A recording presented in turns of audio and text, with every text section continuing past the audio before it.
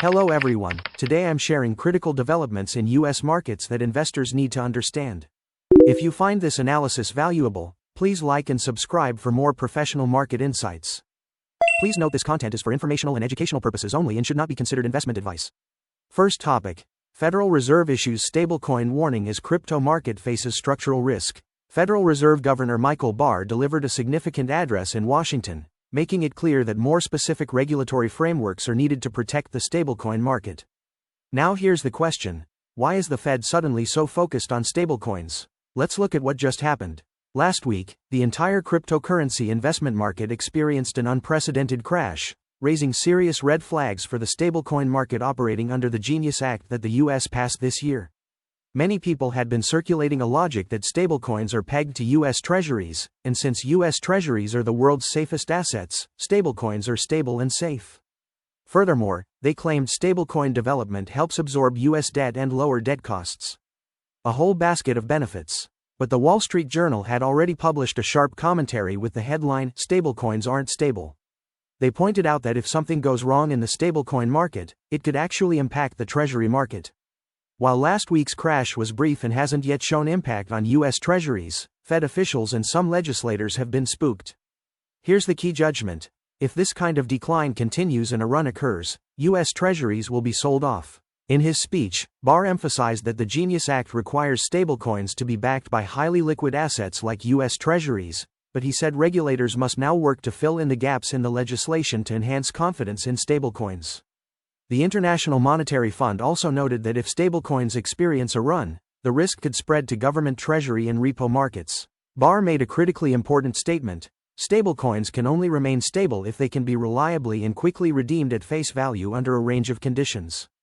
It's currently uncertain whether new legislation is needed to further regulate the industry, or whether regulators can establish a sufficiently robust framework within the Genius Act. This warning is actually beneficial for the crypto market, because this market carries too much risk for everyone.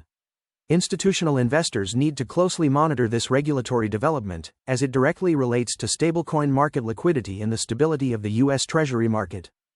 Second topic. Trump's tariff policy faces Supreme Court showdown with billions in revenue at stake. Now let's turn to a major legal battle that could determine the direction of US trade policy. President Trump stated this week that he may personally attend the Supreme Court oral arguments on November 5 regarding his tariff policies. If this happens, Trump would become the first sitting president in US history to personally observe Supreme Court proceedings. Why is Trump so invested in this case? Trump himself said, "This is one of the most important cases in the history of our country." Let's dive deep into the logic behind this. The key issue in this lawsuit is whether Trump has the authority to impose tariffs on imported goods under the 1977 International Emergency Economic Powers Act. Lower appellate courts previously ruled that Trump overstepped his authority, since the power to tax belongs to Congress, not the president. But the Trump administration argues that under this law, the president has the power to take all necessary economic measures during an emergency. Let's do the math. According to the US Treasury Department's report, just in August of this year, US tariff revenue reached $30.1 billion, setting a single-month record high with a year-over-year increase approaching 300%. For the entire 2025 fiscal year through August, total tariff revenue has accumulated to a staggering $165.2 billion, representing nearly 137% growth compared to the same period last year. What impact has this massive tariff revenue had? The U.S. budget deficit for August decreased by approximately $35 billion compared to the same period last year.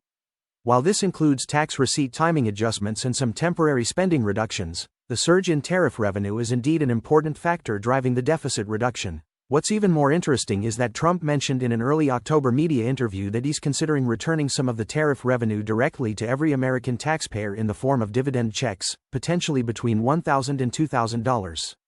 The White House later clarified this is still just a policy concept with no legislation or implementation timeline, but the idea has already sparked widespread discussion.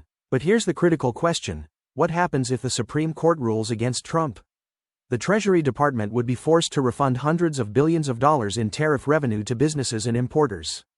For U.S. finances, this would be, as Trump himself said, a disaster. Trump told reporters at the White House, "If we are not allowed to use what other people use against us, there's no defense. It'll be a disaster for America." If we lose that case, we will be a weakened, troubled financial mess for many, many years to come. The verdict in this case will directly determine whether Trump's most important economic policy can continue to be implemented, and will shape the framework for future U.S. trade policy.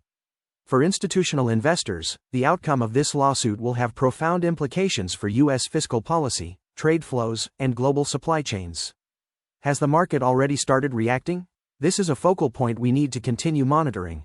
Third topic: soybeans become new battleground in U.S.-China trade war, but reality is far more complex. Many believe soybeans are an important weapon China can use to strike at the U.S. The narrative goes, if China stops buying American soybeans, American farmers will go bankrupt and Trump will lose key supporters. But is this really the case? Let's conduct a calm analysis using data. First, let's look at the real numbers.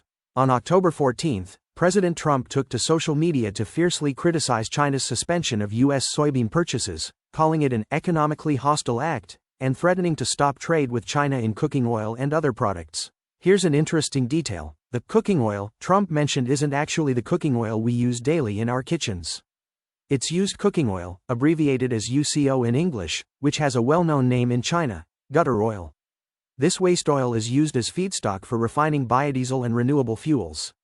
In 2024, U.S. imports of such animal and vegetable oils from China totaled approximately $31 million, while U.S. soybean exports to China peaked at $14 billion.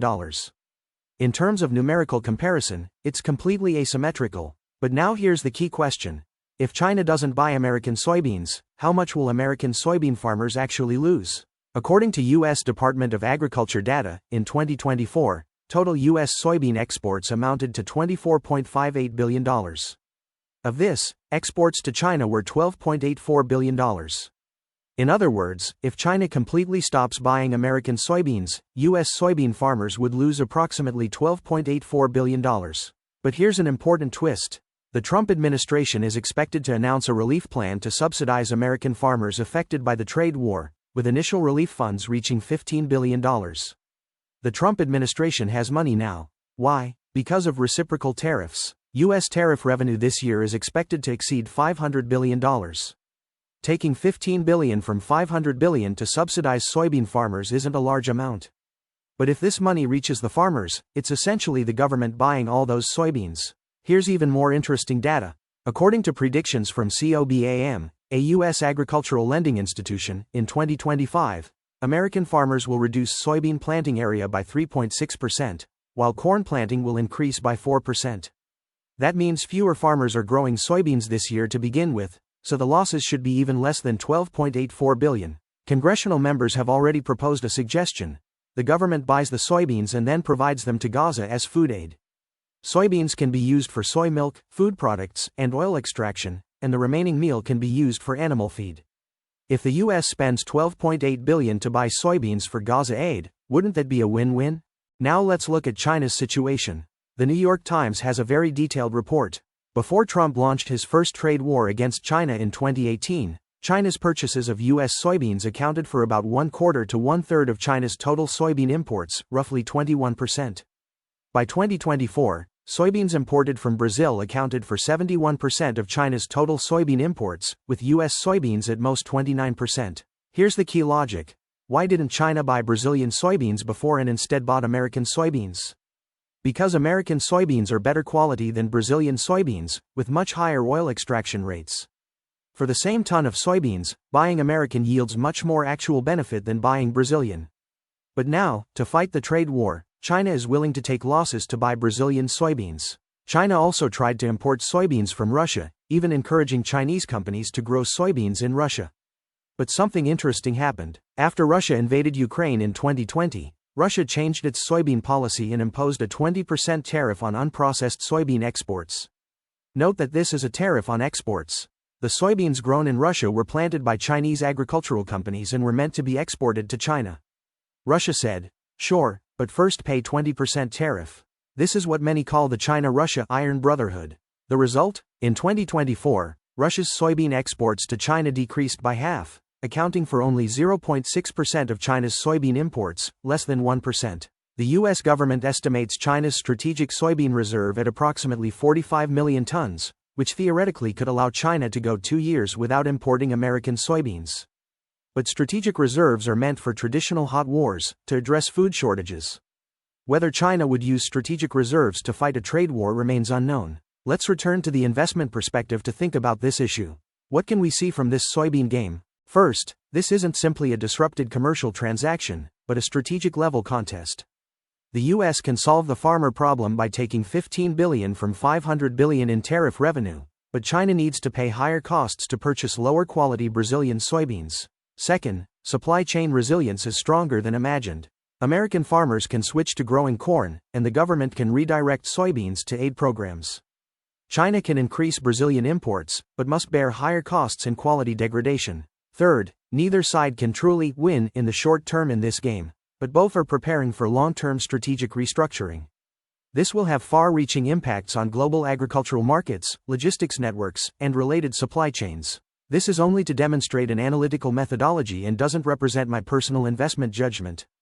But from this case, we can see that in an environment of increasing geopolitical risks, supply chain security, strategic resource reserves, and government policy flexibility are all important variables that institutional investors need to incorporate into their risk models. That concludes today's Critical Intelligence Briefing. If this analysis has been helpful for your investment decisions, please like and subscribe to support our continued delivery of professional market analysis.